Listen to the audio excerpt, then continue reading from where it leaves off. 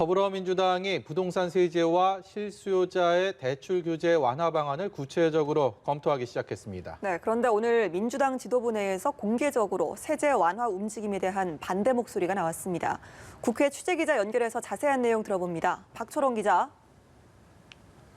네, 민주당은 송영길 대표가 새로 꾸린 당내 부동산 특위를 중심으로 부동산 세제 개편과 대출 규제 완화 방안을 준비하고 있습니다.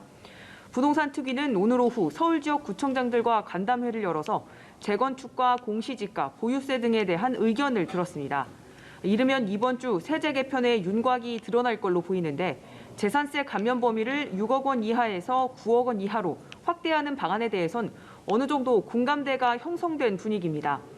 김진표 특위위원장은 평생 무주택으로 살다가 집 한 채 사려는 사람들, 그리고 일가구 실수요 거래까지 세제와 금융 조치로 엄청난 부담을 안아야 하니 조세 저항과 금융 저항이 나타나고 있다고 말했습니다.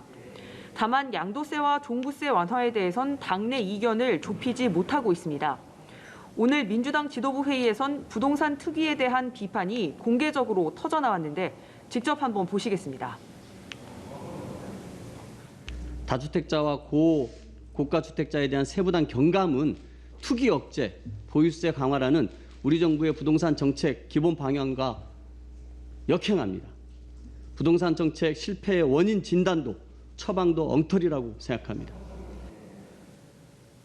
이 친문으로 분류되는 강병원 최고위원은 부동산 특위가 부자들 세금 깎아주기 위한 특위가 아니길 바란다고 꼬집었습니다. 이처럼 당내에선 세제 개편보다는 공급에 중심이 맞춰진 대책이 선행돼야 한다는 주장이 분출하고 있는데 윤호중 원내대표는 신중론을 내비쳤습니다.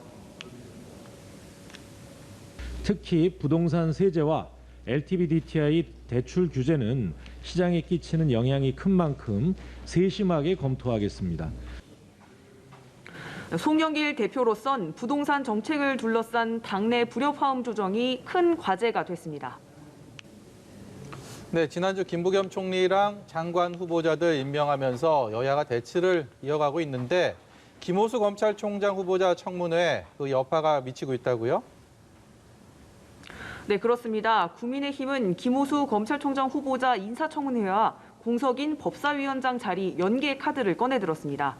이 법사위원장 자리를 내줘야 검찰총장 후보자 인사청문회를 진행할 수 있다는 겁니다. 그러나 민주당은 법사위원장직이 협상 대상이 아니라는 점을 분명히 하면서 김호수 후보자 청문회 일정 확정까지 난항이 예상됩니다. 여야 원내 수석부대표가 오늘 오전 만나서 5월 국회 의사 일정을 논의했지만 입장차만 확인했습니다. 회동 직후 두 수석부대표 발언 보시겠습니다. 김호수 검찰총장 후보자 인사청문 요청안이 국회로 제출되어 있기 때문에 그것은 절차에 따라서 해야 되지 않느냐. 국회 의사 일정의 첫 단추는 법사위원장 문제부터 해결을 해야 된다. 법사위원장을 원래 오랫동안 정착되어 온 국회 관행대로 야당에 돌려줘야 된다. 네, 김호수 후보자의 인사청문 보고서 송부 시한은 오는 26일입니다. 네, 오늘이 5.18 민주화 운동 41주년 하루 전인데요. 정치권에서 대거 광주를 찾았다고요.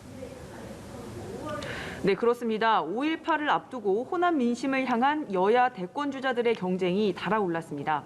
먼저 여권 주자들이 광주에 집결했습니다.